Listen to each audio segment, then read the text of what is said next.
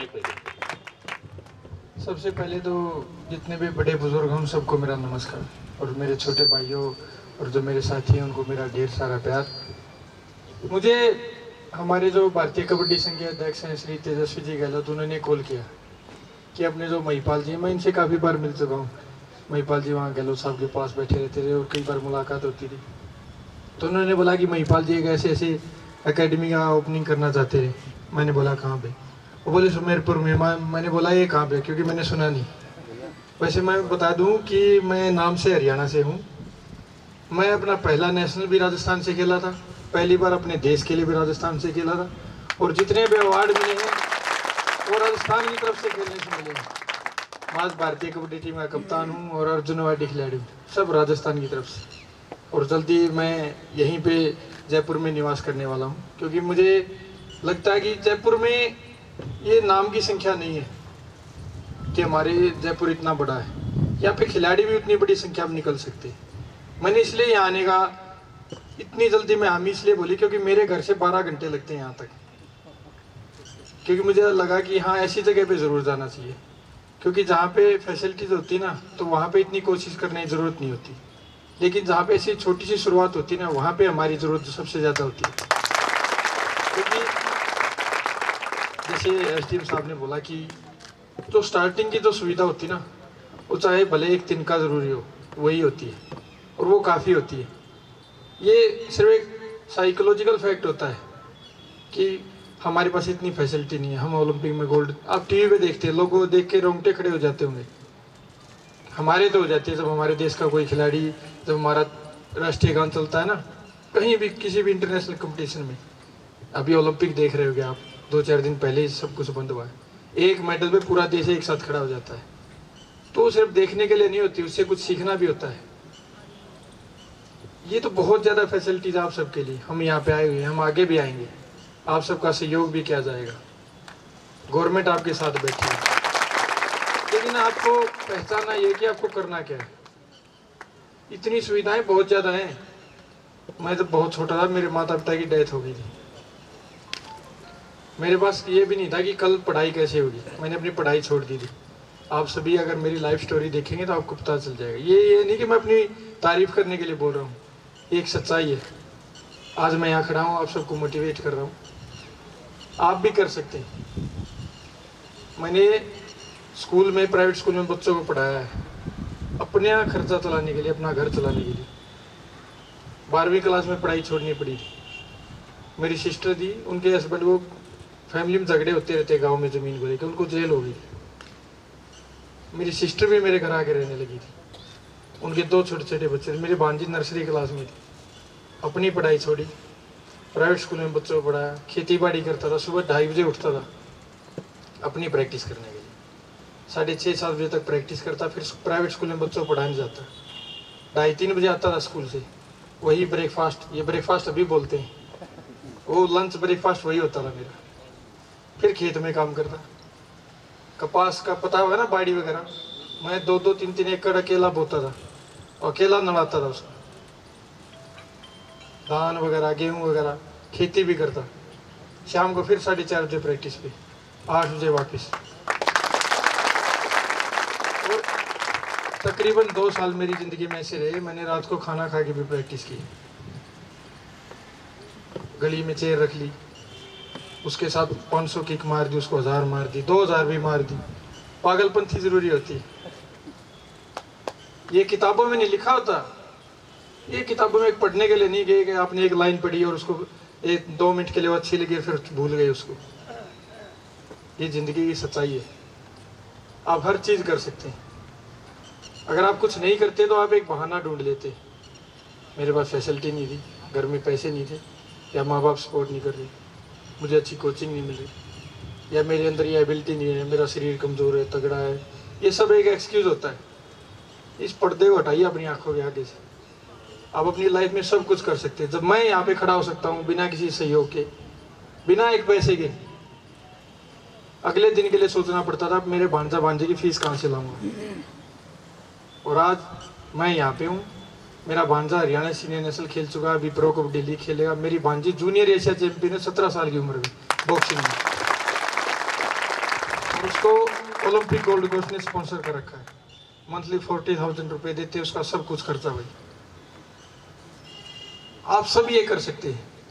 और एक खिलाड़ी के लिए एक सबसे जरूरी बात और बताता हूँ, कभी भी ग्राउंड में टाइम पास करने के लिए मत आइए। मैंने ये देखा हमेशा, स्टेडियम में बच्चे तो 2000 आएंगे लेकिन कामयाब 10 होते हैं। ये इसलिए होते हैं क्योंकि वो 2000 में से 10 को ही जुनून होता है। आपको 2 घंटे दिखाने के लिए नहीं आना स्टेडियम में। एक खिलाड़ी जो होता है वो स्टडी छोड़ देता है, ये सच्चाई बात है। वो खेल के ऊपर ही डिपेंड हो जाता है और उसके ऊपर उसकी पूरी डिपेंड हो जाती है। कोई बात नहीं, उसके परिवार को उससे यही आस होती है कि बच्चा खेलने जा रहा है, उससे काम तक नहीं करवाते उसके घर वाले। ये सबको पता होता है। माँ बाप को ये होता है कि बस बच्चा खेलने जा रहा है, बेटा कोई नहीं, तू थक के आ गया, सो जा, कुछ नहीं करना। उससे इतना काम भी नहीं करवाते। लेकिन आपका फर्ज भी बनता है ना कुछ, कि आप खेलने जा रहे हैं तो आप दिल से खेलें। और चोट भी लगेगी, थकान भी होगी, आप बहुत ज़्यादा मेहनत कर ले, तब भी ज़रूरी नहीं होता कि आप एक दिन में प्लेयर बन जाएंगे। ऐसे तो फिर हर दिन कोई ओलंपिक प्लेयर निकलेगा। अगर आपको 10 दिन में प्लेयर बन जाए तो हर 10 दिन में ओलंपिक मेडल आ जाएगा। प्रॉब्लम भी आती है, दिन रात मेहनत करके भी जरूरी नहीं कि एक झटके में सक्सेस मिल जाएगी। मैं आपको अभी बता रहा था, इतनी मेहनत करके दिन रात, मुझे याद है 2.5-3 साल हो गए थे मुझे खेलते हुए। मैं रेवाड़ी है हरियाणा में, एक जगह वहाँ एक टूर्नामेंट खेलने गया था। नॉट ए सिंगल पॉइंट, एक पॉइंट भी स्कोर नहीं हुआ था मुझसे। पूरी रात बैठा रहा मैं घर पे, आंखों में आंसू भी आ गए कि क्या करूँगा, पढ़ाई तो छूट गई, अब सिस्टर भी संभाल ली, उसके बच्चे भी संभालने और लाइफ में कुछ करना। मैं सोया नहीं पूरी रात। सुबह 3 बजे जाके गिव अप करना नहीं था, बस वही यही ख्याल है कि कल जो स्किल 100 बार की दिया, जो 200 बार करनी है। और अगर मैं हार के बैठ जाता तो क्या होता, कल जो 200 बार की दिया 400 बार करनी है, बस तेरे अंदर कमी है। तो यही होता है।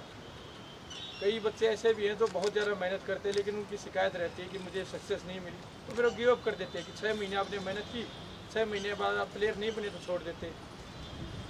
6 महीने में प्लेयर बनेगा क्या?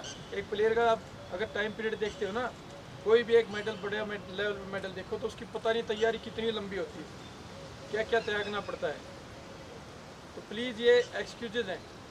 और आप सबके लिए तो इस, मुझे पता है इस क्षेत्र में कुछ है नहीं ऐसा, कबड्डी का इतना माहौल है नहीं ना, इस क्षेत्र से इतने बच्चे निकलेंगे।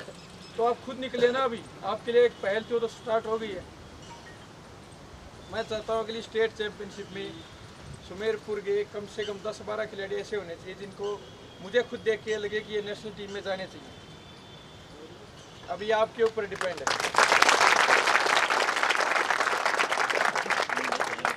क्योंकि अभी तो राजस्थान सरकार ने पॉलिसी भी इतनी ज़बरदस्त बना दी है आप सबके लिए। स्टेट में मेडल पे डायरेक्ट पुलिस में लग रहे हैं। पहले बोलते थे कि हरियाणा या दूसरे जितनी भी स्टेट हैं वो सिर्फ नौकरी दे रहे हैं, पैसे दे रहे हैं। अब तो आपके इधर भी बना दी गई है आउट ऑफ टर्न इतने खिलाड़ी लग रहे हैं। और मेरी अशोक चंदन जी से काफ़ी अच्छी बातचीत होती रहती है। उन्होंने खुद बोला कि मैं चाहता हूँ कि कम से कम 20,000 खिलाड़ी सरकारी नौकरी पे हों राजस्थान में। ये बहुत बड़ी बात है कि 20,000 खिलाड़ी वो सरकारी नौकरी देना चाहते हैं। अभी आपके अंदर ये होना चाहिए कि उन 20,000 में जल्दी से जल्दी हम कैसे जाएं।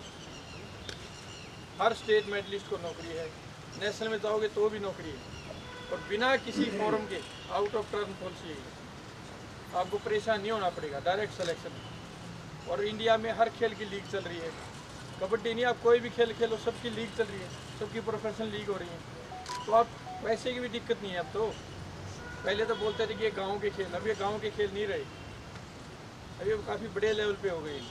आप सबकी लाइफ ठीक हो जाएगी, रिस्पेक्ट मिलेगी। ये रिस्पेक्ट ही है। और पैसा तो कोई भी कमा लेता है, बिजनेसमैन होते हैं बहुत बड़े बड़े, लेकिन ये जो रिस्पेक्ट है ये कहीं से नहीं आएगी। मुझे आगे भी कहीं जाना है तो बस यही कहना चाहूँगी, हम आगे भी आएंगे, लेकिन अब आपके ऊपर आप क्या करते हैं।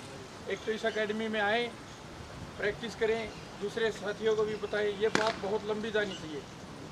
ये नहीं कि यहाँ पे 100 आदमी मौजूद है तो 100 तक ख़त्म हो जाए, ये 100 से 10,000 लाखों तक जानी चाहिए।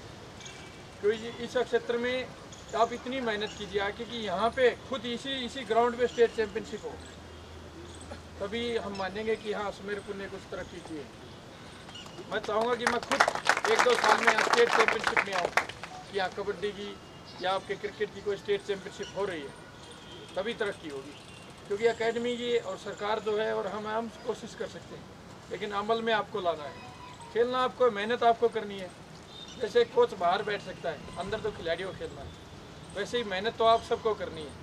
ये आपके जुनून के ऊपर डिपेंड करेगा। Thank you.